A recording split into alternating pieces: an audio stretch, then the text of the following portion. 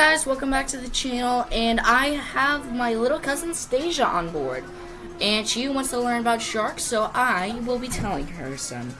Sharks have been living on this planet for 400 million years, meaning that they're older than dinosaurs and trees.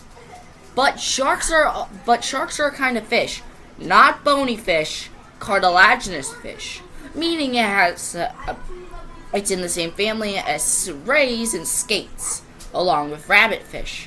But there's a lot of different species of sharks, from the hammerhead, great white. But sharks didn't just evolve from the great white like this. It involved, one of my favorite examples is the Cretoxy-rhina.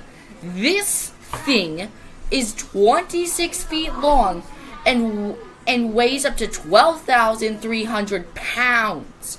And this guy lived 107 to 73 million years old. But what's a question you have about sharks, Stazia?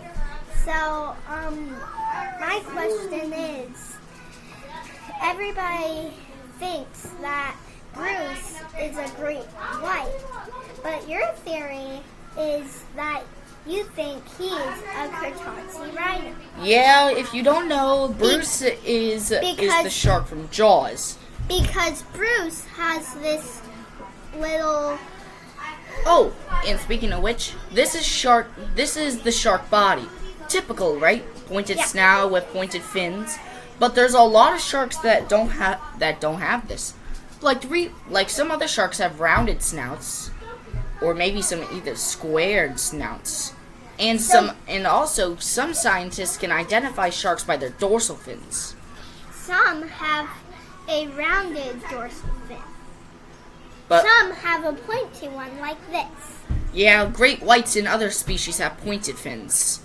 But also, scientists can also identify sharks by their tail. The longest shark tail is the thresher shark's tail, coming at a massive 21 feet long. So, Evan, you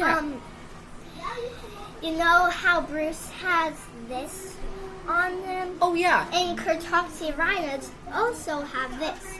And that's how you think that Bruce is a Cretoxy-rhina as well. The Cretoxy-rhina is related to the thresher and crocodile shark, which are members of the macro shark family, and that's why I think that Bruce is related to the Cretoxy-rhina.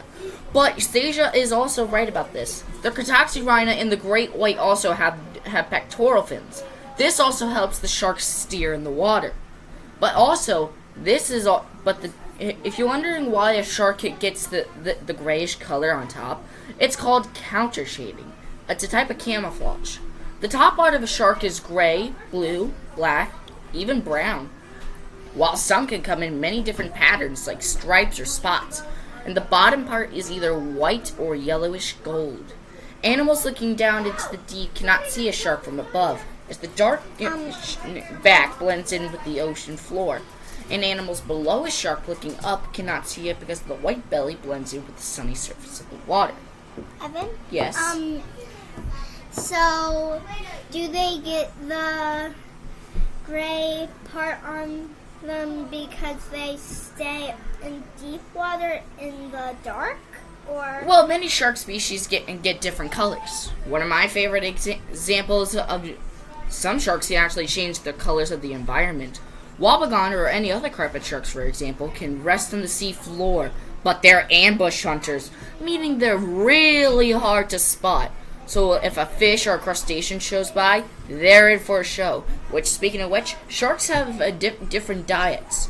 Like fish, for smaller sharks, it's for smaller fish, crabs, and other animals. But if it's bigger sharks, like the great white shark, they will eat like seals, dolphins, turtles. But the biggest shark in the world, right now it's the whale shark, coming in around 40 feet long. That's about the size of a school bus. Yes, so David? Can you tell me what sharks stay at the top of the water and what sharks go at the bottom of the water? Some sharks stay at the sunlight zone, like the great white, mako, tiger, but some that live in the midnight zone are some of the freakish of nature. like goblin sharks and lantern sharks. And P.S. the goblin shark is related to the great white. And guys, did you know some great white homes are in coral reefs? Yeah. Besides that, great white territory can be on the both sides of the United States, along South America, South Africa, Australia, Japan, and the Mediterranean Sea. Great whites like to live in coral reefs or open water. But they also breach out of the water. They can breach up to 10 feet out of the water. But also, the short fin mako, having a speed of up to 47 miles per hour, they can breach 30 feet out of the water. That's as big as 1.5 great whites. And speaking of which, the great white shark can reach up to 20 feet in length. But there is even larger statements of 24 feet long, and these guys can weigh up to 7,000 pounds. Larger than a pickup truck and heavier than a grand piano. But the biggest shark of all time, it's the megalodon, or Otodus megalodon to be more specific. The megalodon can reach up to 60 to 80 feet in length and have a bite force way stronger than that of a great white shark. Yes, Stacia? Can you bring your bruise so you can show them it, so it can be like an example of females and males? Oh. So how you can tell it's a female or not? Female sharks are like this, but this is what a male shark looks like. It has the calipers. But baby sharks are some of the cutest things. But the great white pup can reach up to 5 feet in length.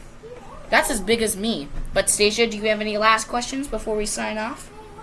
I'm thinking of one. Well, I can tell them one more fact about the tiger shark. Yes. The tiger shark gets its name. Shark. The tiger shark gets its name from its stripish back. It's also called the wastebasket of the sea because these guys will eat anything, from turtles, fish, smallest sharks. They'll even eat tires, explosives. One had a chicken coop with a chicken still inside. But these guys can reach up to 18 feet in length. Almost big. That's about the size of a great white. But that's our time. I'm Bruce the Shark King, and this is Stacia, signing off. Goodbye, everybody. Bye.